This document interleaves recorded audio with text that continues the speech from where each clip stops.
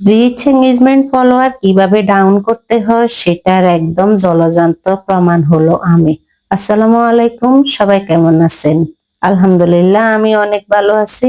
আজকে ভিডিওটা আমি একদম সকাল থেকে শুরু করে দিলাম। সকালে কয়েকটা রুটি বানালাম, তারপরে ডিম ভাজি করে নিলাম, তারপরে খেয়ে নিলাম। রিচ এঙ্গেজমেন্ট কিভাবে আমার ডাউন হয়ে গেল, আজকে সেই গল্পটাই আপনাদের সাথে শেয়ার করব। সংসারে ভালো বউ হওয়ার জন্য, নিজেকে প্রমাণ করার জন্য এত পরিমাণে কাজ করেছিলাম, কিন্তু শেষ পর্যন্ত আমার রিচ এঙ্গেজমেন্ট একদম ডাউন হয়ে গেল। যাই হোক, ভালো বউ তো হতেই পারে, তারপরও চেষ্টা করতে দোষ কি?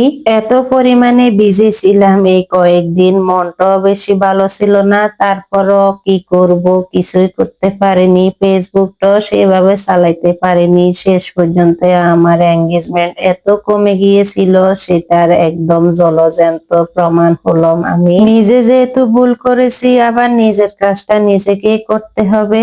অনেকদিন পরে আবার নিজের সংসারে ফিরে আসলাম, সে আগের মতন সব কাজ নিজেকেই করতে হবে গুছিয়ে। তো যাই হোক, কেউ আমার মতন ভুল করবেন না, যত বিজি থাকুন না কেন নিজের কাজটা নিজেকেই করতে হবে, নিজের ফেসবুকটা নিজেকে চালাতে হবে, কেউ আপনার হয়ে চালাবে না। আমার তো বড় বড় দুইটা ছেলে মেয়ে আছে, হাজবেন্ড আছে, কেউ আমার হয়ে আমার ফেসবুকে কোনো সময় দেয়নি। নিজে সবার জন্য রান্না বান্না করে সবকিছু গুছিয়ে সবাইকে খাইয়ে দাইয়ে সব কাজ ঠিকঠাক করেছিলাম, কিন্তু আমার হয়ে কেউ কাজটা করেনি। কেউ আমার মতন ভুল করবেন না। আমার মনটাও খুব খারাপ ছিল, সেই জন্য আমি ফেসবুকে ঢুকতে পারিনি, ইচ্ছে করেনি মোবাইলটা হাতে নিয়ে কিছু সময় বসি।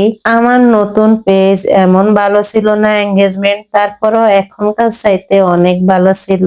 এত ডাউন হয়েছে বিশ্বাস করবেন না, আর বলার কিছুই নেই। এখন আমাকে আবার উঠাতে হবে সময় দিয়ে। সবাইকে আবারও বলছি, যত বিজি থাকুন না কেন, যত কাজকর্মে থাকুন না কেন, আপনি যে পেজটা খুলেছেন অবশ্যই সেটাকে সময় দিবেন। তো যাই হোক, অনেক কথাই বললাম। আজকে আমি করলা দিয়ে আলু দিয়ে ভাজি করব, তার সাথে মোটা অনেকগুলা লতি নিয়ে আসছে, সেটা পাঙ্গাস মাছ দিয়ে রান্না করব।